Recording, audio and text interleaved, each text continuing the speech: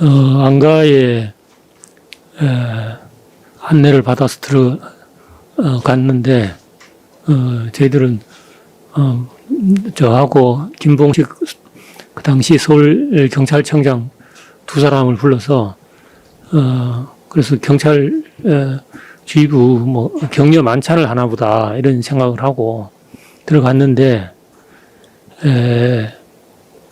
그 음식 준비 같은 거는 안 되어 있고 그 대통령께서 앉아 계셨고 그 옆에 김용년 당시 국방부 장관이 앉아 있어서 좀 그래서 뭐 음식은 나중에 주나 보다 이렇게 생각하고 이제 들어가서 제가 그 대통령님 맞은편에 앉고 김봉식 서울경찰청장이 김용년 국방부 장관 앞에 그렇게 맞은편에 이렇게 앉았는데 앉자 말자 거의 뭐 의자에 엉덩이를 붙이기 무섭게 대통령께서 굉장히 격앙된 투로 그 현 시국에 대한 불만을 많이 말씀을 하셨습니다. 야당에 대한 불만 그리고 종북 세력에 대한 어떤 그런 문제의식 이런 걸 좀 한참을 말씀하셨고 그래서 뭐 상당히 좀 제가 예상했던 분위기와는 좀 사뭇 달라서 좀 당황하면서 이야기를 듣고 있었는데 그럼 뭐 조금 있다가 그냥 그래서 비상계엄을 하겠다고 해서 제가 좀 많이 놀랐습니다. 예. 네, 6항은 생략하고 7항을 물어보겠습니다. 증인 삼청동 안가에서 윤석열 대통령으로부터 경찰이 잘해줘야 한다, 잘 부탁한다 이런 말 들었습니까? 예. 당시 윤석열 대통령이 밤 10시에 비상계엄을 선포한다고 하던가요? 정확한 시간은 말씀하셨는지는 잘 기억이 없는데 하여튼 비상계엄을 하겠다는 말씀을 하셨고 그리고 나서 뭐 바로 이석을 하셔서 굉장히 조금 당황했던 기억은 있습니다. 증인, 지금 검사님께서 아마 그 이후에 있었던 일도 조금씩 그동안 진술하셨던 내용 기준으로 예. 하나씩 물어보실 것 같거든요. 예. 근데 그렇게 물어보시기 전에, 그러니까 지금 이제 아까까지 진술하신 걸 보면 본인이 이제 안가로 가서 경찰 지도부 격려 회식인 줄 알고 갔다가 음식이나 이런 게 준비가 안 돼 있고 만찬 분위기가 아닌 상태에서 들어갔더니 그 테이블에 대통령하고 국방부 장관이 앉아 있고 본인하고 그 서울청장하고가 그 맞은편에 앉아서 시국에 대한 얘기를 하고 그다음에 비상계엄을 선포하겠다라는 취지의 말씀을 하셔서 본인이 많이 당황했다. 여기까지 이제 증인이 쭉 말씀을 하셨거든요. 그럼 이제 그 뒤로 혹시 본인이 그 안가에 나오기 전까지 상황 있잖아요. 그 부분에 대해서 지금 이제 뭐 보면 아까 이제 그 앞에 있던 증인 말씀을 보면 뭐 거기에 일정하게 뭐 그 쪽지든 메모든 이런 것도 좀 전달된 것 같고 그리고 뭐 나오기 전까지 또 어떤 얘기가 있었을 것 같은데 근데 이제 증인이 지금 말씀하신 시점까지 보면 그렇게 해서 대통령께서 비상계엄 선포하겠다고 하고 이석을 하신 것처럼 이제 말씀을 하셨어요.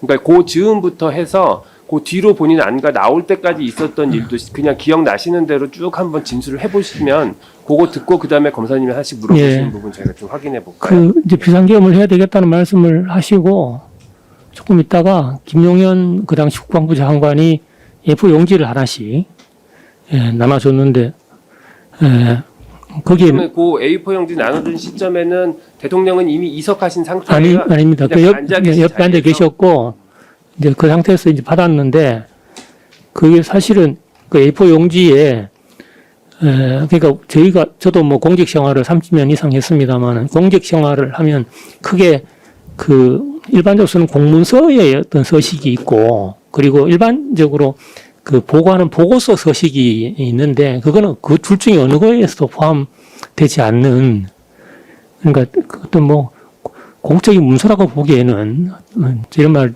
하면 어떤가 모르겠으면 다소 조잡한 수준의 그런 형식이었고 그 내용은 그 대통령께서 말씀을 하고 계신 상황이었고 그다음 국방부 장관이 문건을 준 상황이라서 그 문건을 집중해서 읽어볼 수 있는 그런 그러니까 환경이 아니었습니다. 계속 대통령과 눈을 마주치면서 이야기를 들어야 되는 상황이고, 그래서 얼핏, 그래도 사람이라는 걸 보면 얼핏 보이니까, 거기 보면 맨 밑줄에 하게 저는 기억이 없는데, 2200 국회, 뭐 2300 민주당상, 뭐 이런 식, 이렇게, 쭉 있었고, 그 밑으로도 뭐 대충 집중해서 보진 않았지만, 그러니까 그런 식의 어떤, 단순한